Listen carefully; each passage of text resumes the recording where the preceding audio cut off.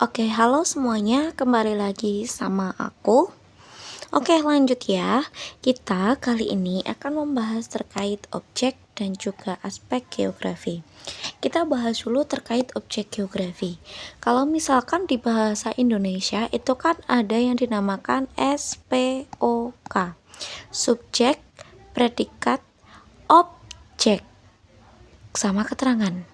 Yang paling penting sebenarnya SPO-nya aja kan, tapi ada keterangan akan lebih baik. Kemudian objek di sini apa sih? Objeknya ketika di bagian SPOK ini adalah dia itu yang dikenai perilaku, yang pasif, yang sedang dibahas, yang sedang dikaji atau dipelajari.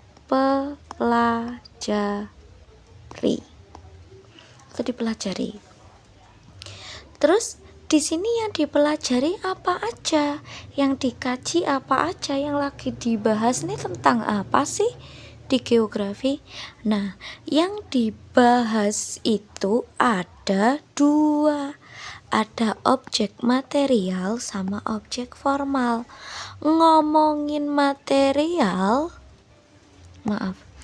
objek material ini sama kayak objek material. Berarti belakangnya bisa al atau l. Sama intinya. Kalau ngomongin materi, biasanya kita fokusnya kepada uang, hal-hal yang berbentuk secara nyata. Berbentuk nyata, ada wujudnya. Ada wujudnya. Nah, si objek material ini berarti yang bisa kita lihat, bisa kita rasakan.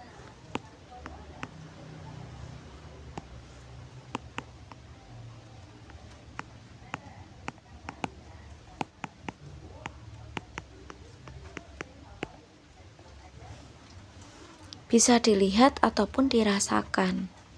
Nah, kemudian ini berarti sama kayak fenomena geosfernya. Tadi ada 5. Litosfer, batuan atau tanah. Bisa kita lihat?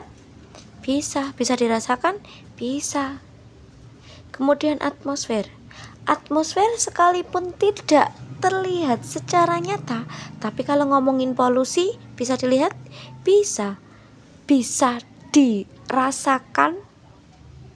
Atau mungkin kamu ketika ada angin bisa kamu rasakan? Bisa. Oke, kemudian hidrosfer tentang air. Air bisa dilihat? Bisa. Dirasakan? Apalagi jelas bisa. Kemudian biosfer. Biosfer itu tentang makhluk hidup. Makhluk hidup itu bisa flora, bisa fauna.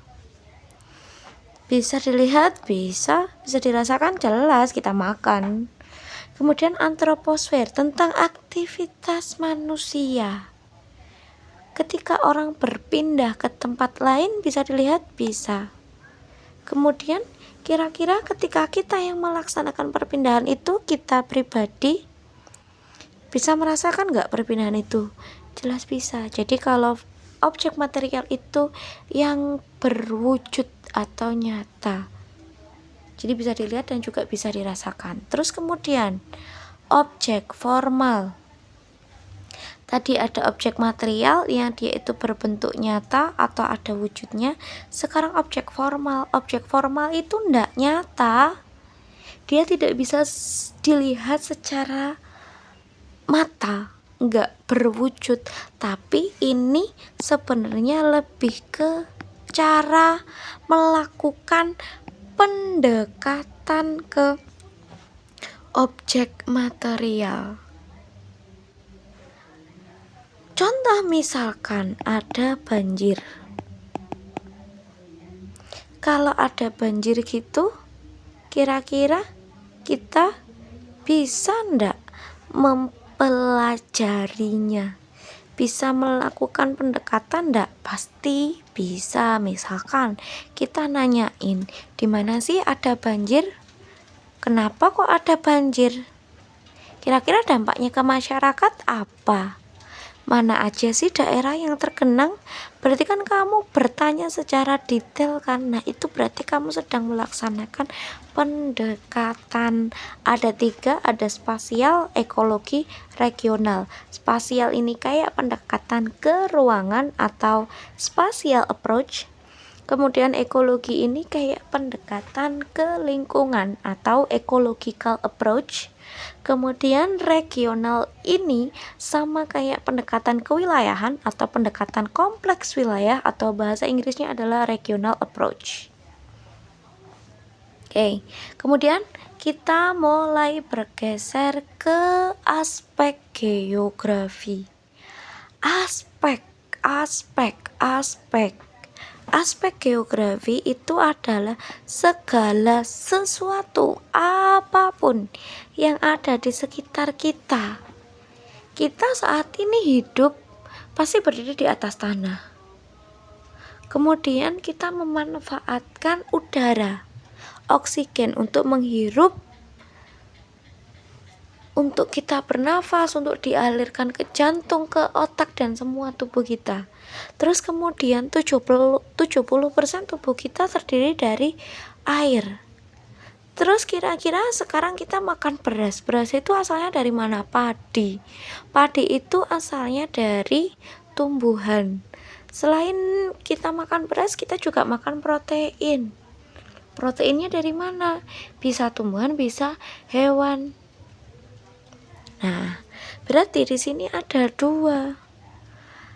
Aspek itu ada 2, ada yang bentuknya fisik dan juga ada yang bentuknya non fisik. Kalau fisik berarti kayak fisika. Fisika itu membahasnya alam. Berarti di setiap kita hidup, pasti kita itu berdampingan dengan alam. Pasti ada alam di mana kita hidup. Pertama adalah di tempat di mana kita menginjak.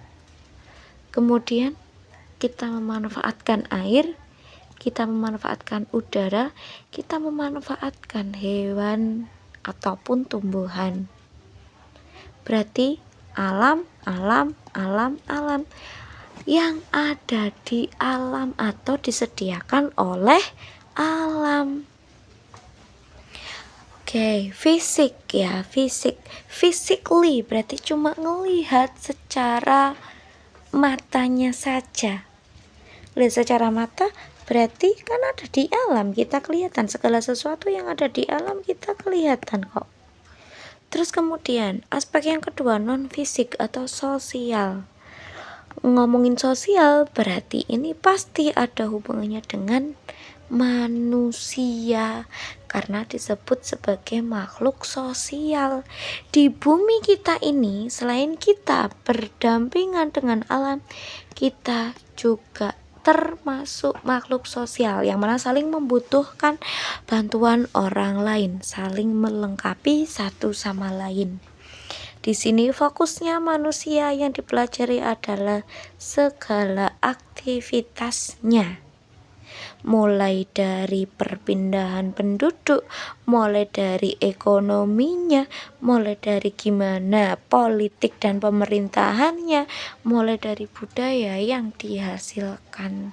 Itu aspek intinya kalau manusia masuknya ke non fisik atau ke sosial, kalau alam masuknya ke fisik. Oke, paham ya?